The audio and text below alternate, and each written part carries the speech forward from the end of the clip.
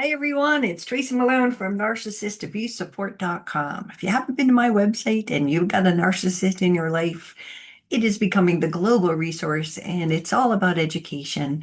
So please visit the site. It will give you so much more. I have so many blogs and topics and information and resources for you. So visit my site if you can.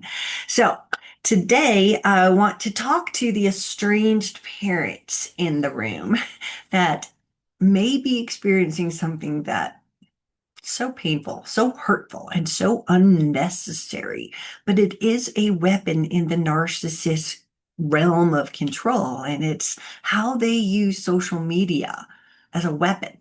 And I am so sick of hearing these stories over and over of the parents being abused publicly on social media. And this is supposed to be a place for connection and joy and, you know, just seeing pictures of your grandchildren. That's what it was designed for.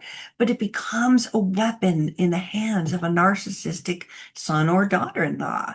They are out to get you. And the more public they can be, the happier they are because they're gaining empathy from others. Oh, they're so mean to me. And then they get empathy. Oh gosh, yeah, you should get out. That sounds horrible. And they get all these pumped up things when they're pushing out false narratives, right? Um, and so if we think about the different ways that they can do it, most common is blocking you. Okay, so you're blocked by your in-law, right? That's painful enough.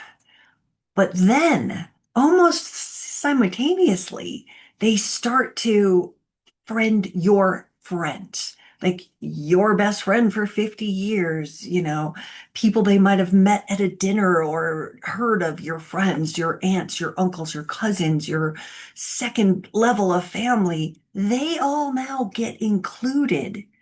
And it's usually right before they cut you off, just so you know. They tend to cut the person off and get everybody in their bucket beforehand, and then they start the posting about how awful and horrible you are, right? So the painful part about friending others but not you, besides that you're not, cut off, you are not seeing anything, is that it is about triangulation and control, right? They need these other people to control the narrative. Like if you're telling your sister or your relatives about what's going on, this public forum becomes their weapon to sit there and shame you. And sometimes it's not bold face, my mother-in-law is this, and they attack in that way, but often they do. Don't be fooled. But they will also make like really vague posts. And I've had a lot of people with this sort of thing going, some people just don't even deserve to be called family. Or cutting toxic energy was the best thing I ever did. Or getting rid of the drama from my family was just the best thing. So again, now all your friends are seeing this, and whether you've told them about the estrangement or not, all of these things are coming out, and those are the subtle ones. And people are like, what do you mean cutting toxic energy? And it leads into conversations which shows them, the truth of what's going on in the situation. Another way that they use it, if you think about it, is they surveil you.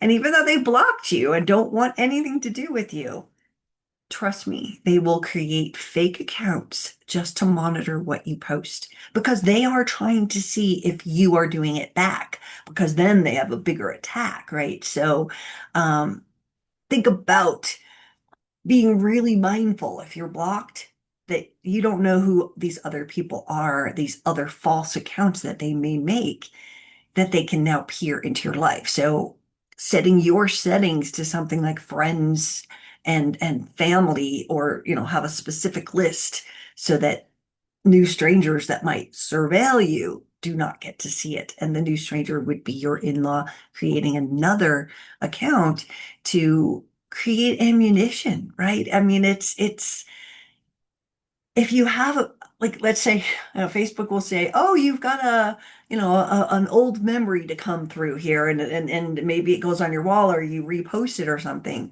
and it's your grandchildren. Well, now you get the hate letter and how dare you, don't post my things, right? The other thing is, since I'm talking about that, is really controlling what you post.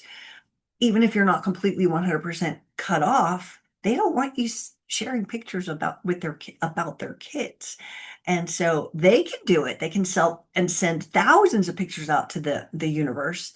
But if you put one picture of having a good time with your grandchild, you will be demonized. So, you know, this is a tactic designed to make things worse for you. The other part that happens a lot in families is sort of the erasure and replacement of your family, right? So from not being included in family events like the children's birthday parties, they always take a picture of everybody but not you, or the in-laws on that side and not you. So it is designed to erase you out of the life. And now all your friends and families are seeing it. So one thing you can do, and you might think about doing, is talking to your friends about it that you feel safe with, that did friend them, and ask them to either keep you abreast of what's happening or to simply just unfriend them, because that takes away the narcissist supply, right? But again, some people want the intel, they want the pictures of the baby. And so you just have to weigh out what you do. But this is a big thing for people. And, you know, when they use false narratives against you. So, sort of, we're surviving, we're escaping this toxic thing, right? They are doing it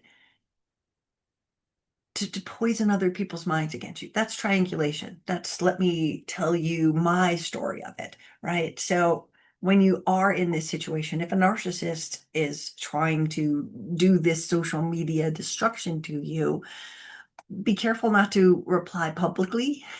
That will be used against you. They love conflict. They do things to get attention and conflict. So if you play their game, you're going to be sucked into it. And trust me, it's not going to end well. I would also suggest that you um, document anything with screenshots. If you see things, simply for the legal reasons that could arise. Again, what am I saying could happen? I'm not sure all of the legal things they can do with social media, but I want you to be really mindful that they can, right? And also protect yourself. If looking at the posts from them makes you feel horrible, as much as you want to see pictures of your grandchild, but it makes you sadder, limit your time, protect your peace, and be really, really mindful about how seeing those pictures or how being attacked and seeing it feels. Because if you don't know that they're attacking you, your day will be better.